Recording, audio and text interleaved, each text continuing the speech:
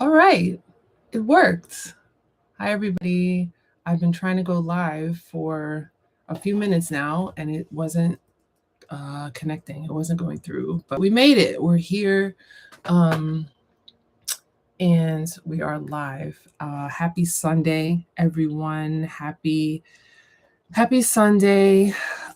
Yesterday, I wasn't around, didn't get back in time to do a live. I was in the Bronx with my family, but I got back pretty late, kind of right before the second to last game yesterday.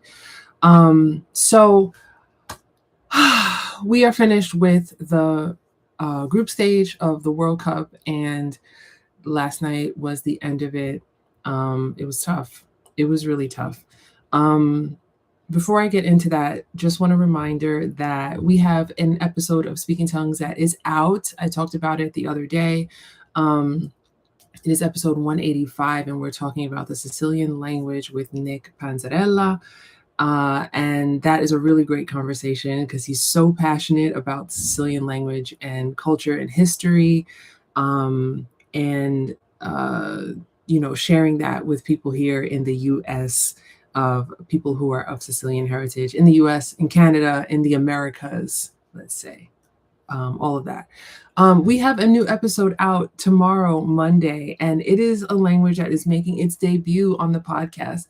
I had such a fun chat with my guest and learning so much about her language and her connection to the language, and also her historical role in um, in this language. I don't want to give too much away. I don't like to really give away what we are about to hear this upcoming week, but it was such a fun conversation. It's a little bit on the long side, because we had a lot to say, we had a lot to talk about, and this was a language making its debut on the podcast.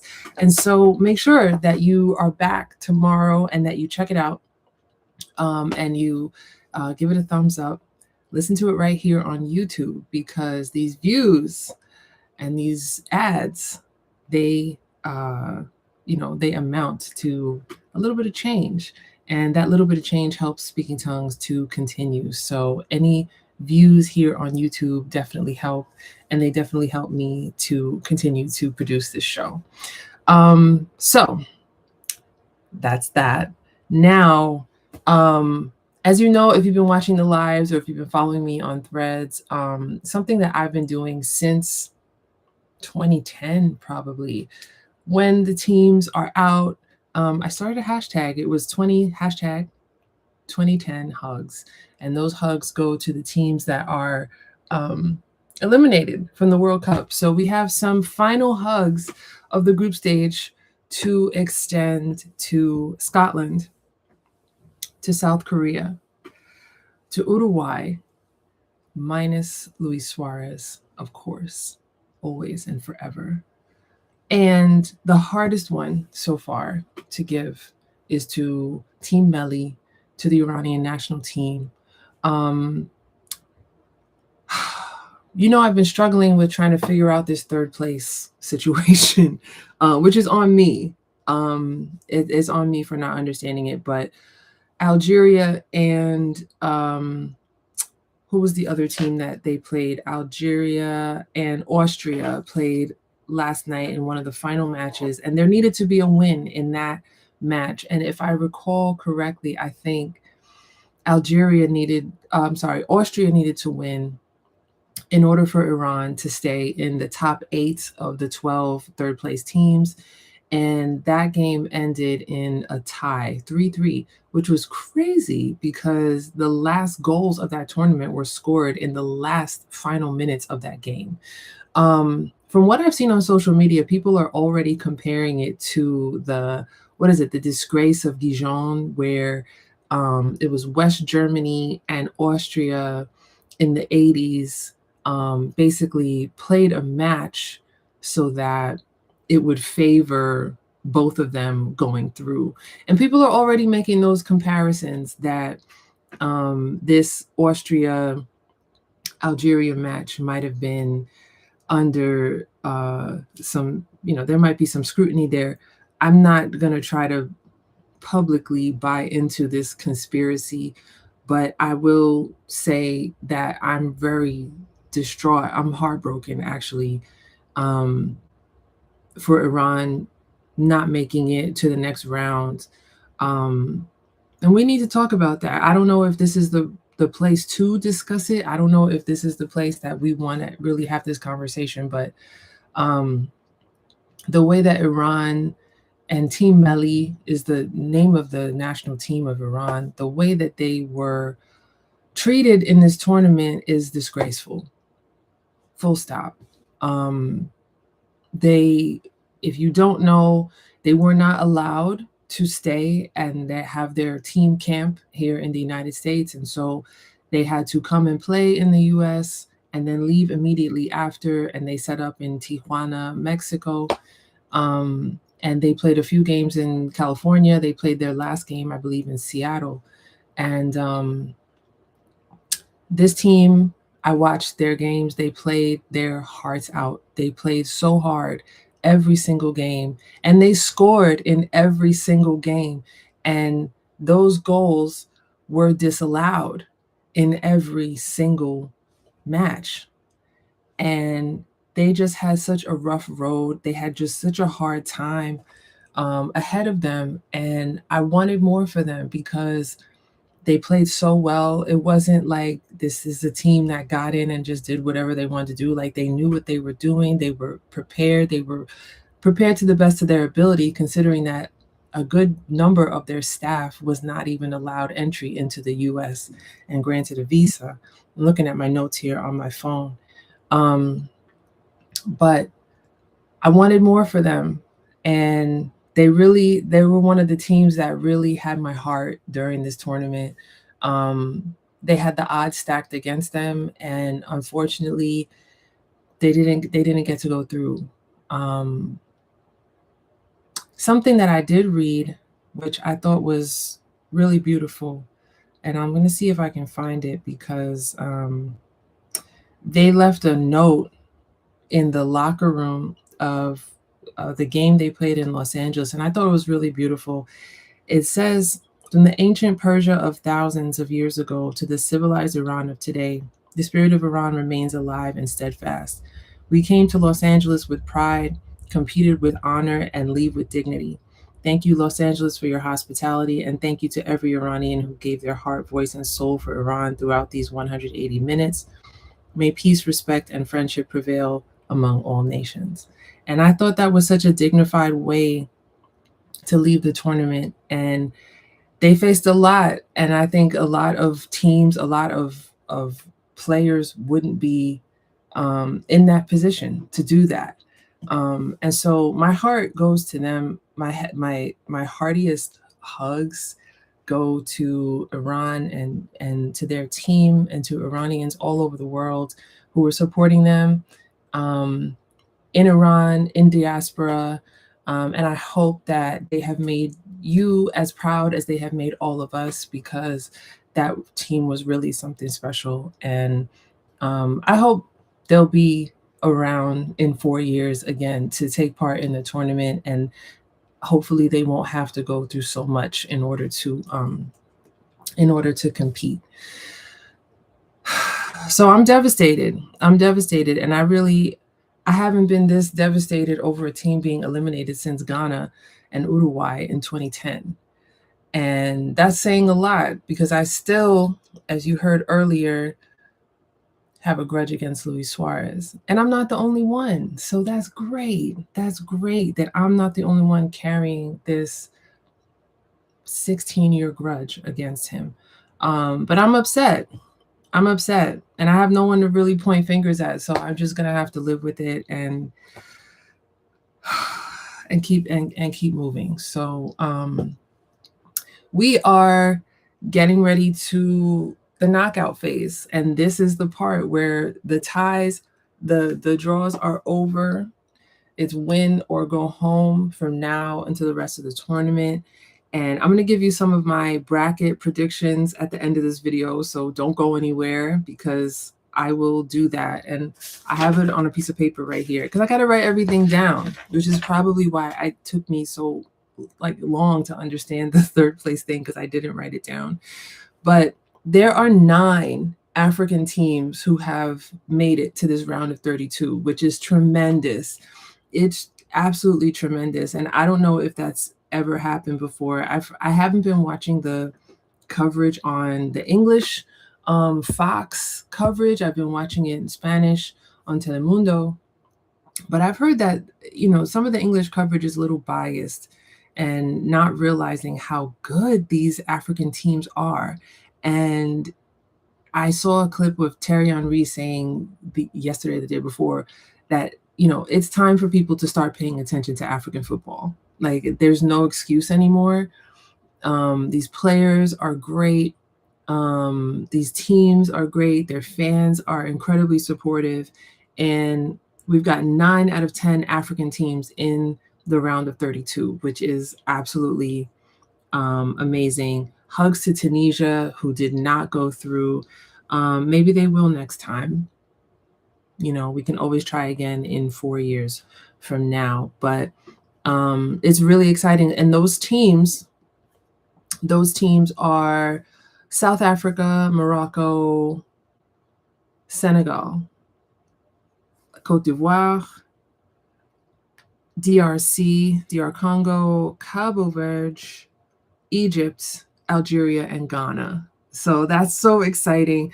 That's so exciting. And I think maybe they've revived my hopes for getting some of these jerseys because I think I said before, I want the Côte d'Ivoire jersey, and I saw it was back in stock, and I didn't move quickly enough, and now it's out of stock again. So hopefully, if they go play a good game against Norway, maybe we'll get a restock on that. And if anybody knows, do these kits jerseys typically restock, and what the timeline typically is for this? Because Korea's out, and I still want the purple one. That one's a little expensive, so I might not actually get it. But I mean, are we still going to offer that? Because Korea's out. I hope so. Maybe by Christmas. We'll have it. Something funny that I read last night. Uruguay crashed out of this tournament, and their coach crashed out on TV. I don't know if you've seen that clip, but he wasn't having a good post-match interview, and I don't know if he resigned or he intends to resign, or if the Uruguay Federation Football is already planning on replacing him. But this is really petty. They canceled the charter flight home for the national team. So now these guys got to go all the way back to Uruguay on their own dollar on a commercial flight.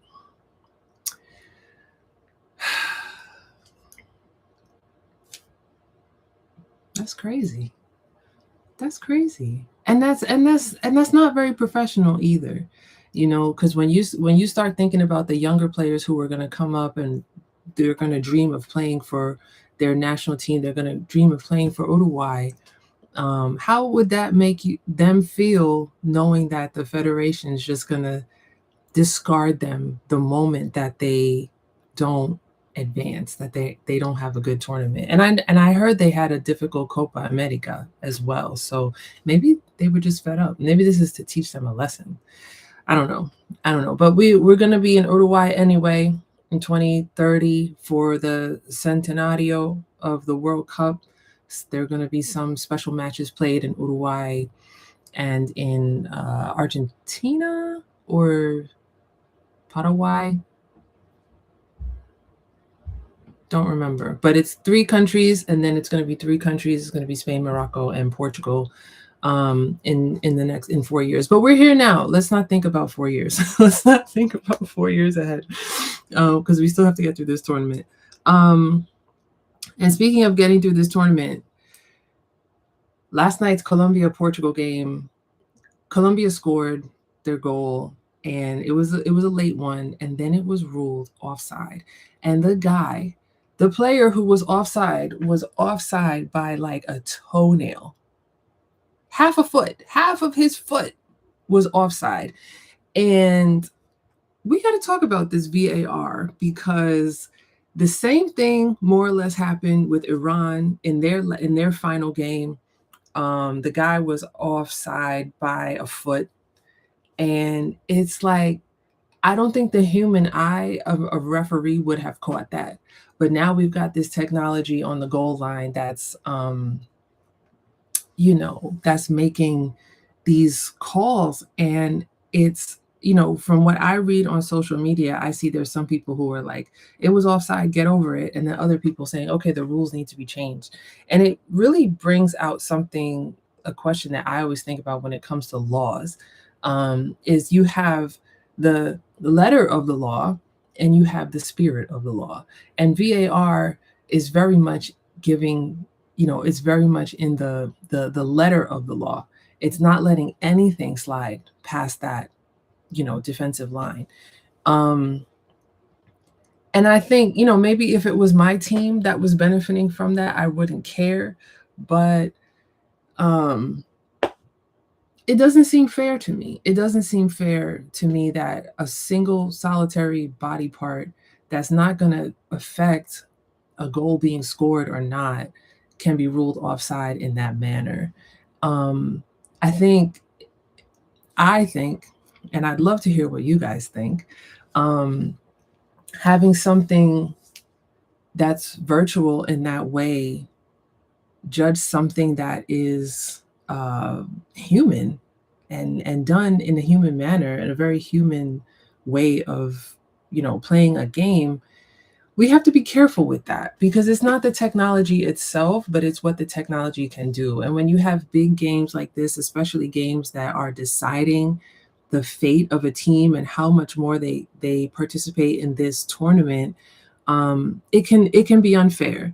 And there were some calls in other games that could have been ruled using VAR, and they weren't. And so that brings up questions of favoritism. That brings up questions of these games being scripted and FIFA wanting certain teams to advance and being, what's the word I'm looking for? Being comfortable with teams that they deem lesser going home. I know there was a lot of talk about Messi should have gotten a red card on a tackle in one of the early Argentina games, and that was not called. And I saw people saying, look, FIFA doesn't get anything if Messi's red carded. They want people to tune in because they know he's the face of football and they know that people tune in to see him. And so I don't necessarily buy into that theory, but I can see why people would, because there's not much consistency with some of these calls and some of the VAR rulings. And so my question of the day, I guess, that I would ask is, what do you think about VAR? What do you think about the law or the spirit of this technology? And what do you think it should be? Do you think it should be exactly, if you're, 2 toes offside, then you don't get the goal? Should it be a leg or a whole body only, or an arm? What do you think about using this in tournaments like the World Cup, and especially when it's going to affect a team moving forward or being sent home? So let me know in the chat. Let me know in the comments. Tell me what you think. If you're watching this on the replay, leave me a comment. I would love to know some thoughts about this. I've already seen that we're going to run a little bit longer than usual, and we've got a game starting in about a half an hour. So I'm going to go as fast as I can, getting through this list of stuff that I wanted to talk about. Today, because we're going into the round of 32, I was fooling around on Canva and I made a bingo card. So I know a lot of people do their brackets and their predictions at this time, but there's always a lot of quirks and silliness that happens during the World Cup, and things that we take joy from and things that we see. And so I made a bingo card out of it. So that is on my Instagram. And by now, it should be posted up on my Substack page if you want to print it out. And that'll be, use it for as long as you want. If you want to use it through the next handful of games this round of 32, go for it. If you want to use it all the way up to the final, do whatever you want with it. If you want to do it on Instagram and then you want to tag me and I'll share it, I'll share mine, of course, also. But just to have a little fun. I mean, the World Cup is already fun as it is, but somehow we have to get our content up on Instagram and get out there and be festive and have a good time. So definitely check that out. The link to my Substack and my Instagram should be in the description for this video if you don't already have it and you don't already follow. So we'll see. The first game that's kicking off today is South Africa, Canada. Let me know your predictions. Who do you think is going to win that one? And the winner of that one will go forward to play the winner of Netherlands, Morocco. So we'll see. It's getting fast. It's going by fast. And I'm not ready for it to be over. I mean, I said that already, but I'm not ready for it to be over. And I will say just one more thing before I give my predictions here. This is the first World Cup that has made me feel old. And I don't know if anybody else watching this has felt this way, especially if you're someone who's watched World Cup for the last few decades like I have. I think there's two things. Is number one, I did physically turn older last week, but also is that, being on social media and, it's very intergenerational. So you're seeing a lot of people who, the guys I grew up watching, like I'm here in my Brazil shirt that got damaged in the wash, but I still wear it. The guys I grew up watching in the early 2000s, in the late 90s, there are people now on social media who've not even heard of them. I saw somebody last week not know who Ronaldinho is. And if you've been watching all of these lives, you know how much I love Ronaldinho. You know that's my guy. Ronaldinho and Ronaldo. And when people say Ronaldo now, they mean Cristiano Ronaldo. And I will never say Ronaldo and mean Cristiano Ronaldo. It just doesn't even make sense to me. But there are people who you will say Ronaldo and you have to put R9, or you have to put Ronaldo Nazario, or Ronaldo with the Brazilian flag. And there are people who just don't know. And I get it. I get it. You weren't there or you weren't a fan at the time. It's okay. But we got to stop this collective forgetting of what previous generations have achieved and done. And it's made me feel really old because everybody's talking about, the new players and the new teams who are out here. And that's fine. That's every generation. That's with every sport. It's just hitting me that this is the first World Cup where I really feel like dust. I feel so ancient. And then also not with the rule change of the third place teams actually going through. I'm not going to lie, as you know, it's really been kicking my butt trying to understand how this is going. But I realized what it was because I was looking at a chart that has a live view. And so let's say if two teams were playing, when one team scored, the live view chart automatically put that team as the winner. And so I'm looking at it thinking, oh, this is the team's current points. And then when the game is over, it will update. But that's not how it works. That's not how it was happening. So I kept getting confused over and over about how this third place thing actually worked. And I didn't. I thought I understood it at the last minute with Algeria and Austria. And I didn't. And then by then it didn't matter because the teams were already set. Iran was already out. And there's nothing for me to really remember anymore at this point. So hopefully in 4 years' time, I will have understood how this works. But it just wasn't working for me this year. And that's okay. That's okay. I have time to study and figure out what to do for the next World Cup. But yeah, I just feel ancient now, just even thinking about, nostalgic. Now I understand, the nostalgia that the elders in my life have felt when they were talking about stuff from their day, from their time. And I'm getting there. So it's okay. I will be old and I will still enjoy all of these games and all these matches and watching all the joy and people having fun uh, with the World Cup. So with that being said,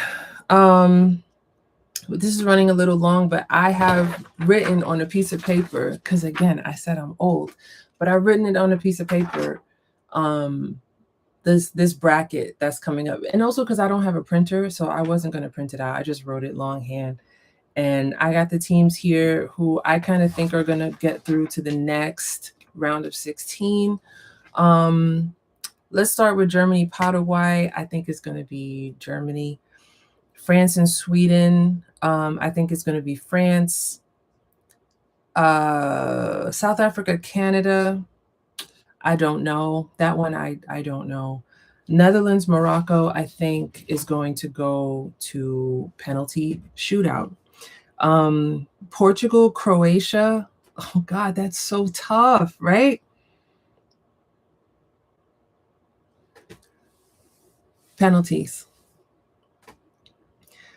Penalties. Spain, Austria. I'm gonna go with Spain. But Austria was a little impressive last night, so I don't know.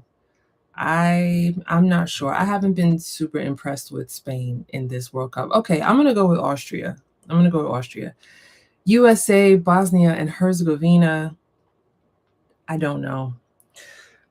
Belgium, Senegal. I'm going for Senegal. Belgium has not impressed me at all in this tournament. Brazil, Japan is the one that a lot of people are talking about, and I don't know. I don't know about that one either. And that's tough for me on my heart because I've always loved Brazil, obviously, and I always want to see them do well. And I've always loved Japan. So this is not a matchup I expected to see so quickly. I'm going to say penalty shootout for that one. Cote d'Ivoire, Norway. I'm going with Cote d'Ivoire. Mexico, Ecuador. I'm going with Mexico.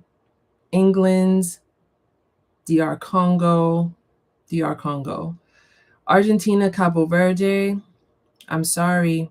I'm going with Cabo Verde. And I know they're not the favorite, but I'm going with them because they have been the darlings and the sweethearts of this tournament. And Vozinha is the goalkeeper to keep an eye on. So I'm going with Cabo Verde.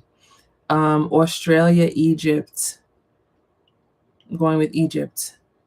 Switzerland, Algeria. I don't know. I honestly don't know about that one because I don't even know if I watched Switzerland play once.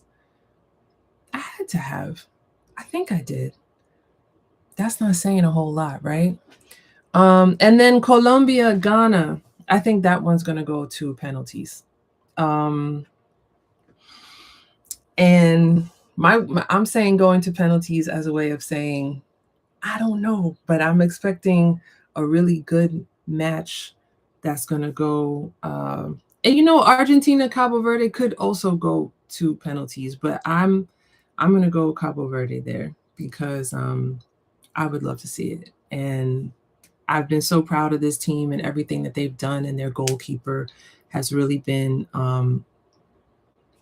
magnificent. So I'm going to do that, and we'll see what happens. We'll see what comes out of that. Argentina does have a high chance of winning. I know it's Argentina. I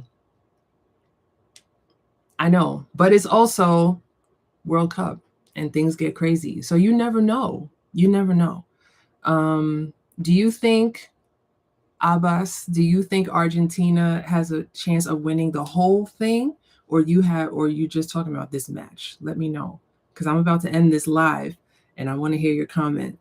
I don't know who I think is going to win the whole tournament. I definitely don't have a prediction as far as that right now. As far as who I'd like to see win the whole tournament, I mean, I would love to see it go to a team that hasn't the match specifically against Cabo Verde. Okay, gotcha. All right. Well, we'll see. we'll see. I think obviously Argentina has a high chance of winning. I think that goes without saying. I think that goes without saying. And we'll see. This is, we've seen upsets before. I'm not putting any money on this. This is just, I'm just spitballing here. But oh my God, I don't have a specific team that I think is going to win it all. I would like to see a team win that is not one of the previous winners. So I will say that. Because I think it would be great to get a champion from Africa. Because as I said earlier, African football is the future of football, and they've got some really good teams here. So you never know. I'm always, happy to see someone else raise the trophy at the end of the cup. And it's anybody's game. I think it's anybody's game at this point. Anybody could have the best day of their life. Anyone could have the worst day of their life. So who knows? Who knows what's going to happen? But when this video is posted, if you're watching this on the replay, leave me your picks. Tell me what you think of my picks. If you think I am wrong, or if you agree with me, just let me know either way. I can handle it. And we will get ready to watch the first knockout game in a few minutes. Thank you so much for joining me. Thank you, Abbas, for joining me and for jumping in this comment. And we'll see. We'll reconvene on Argentina when they play Cabo Verde and see what happens. But thank you to those of you who joined me for this live. And if you're watching on the replay, thank you so much for watching this back, and leave me comments. Let me know what you think. Tell me your picks. Let me know if you're going to play the bingo along with me. And I look forward to the final days of the World Cup. Again, not ready to say goodbye, but we have to at some point. So everybody enjoy these games that are coming up today, tomorrow, for the rest of the week. I hope you're all having a wonderful Sunday, and enjoy the rest of your day wherever you are in the world. And I'll talk to you tomorrow. Enjoy the games. Bye.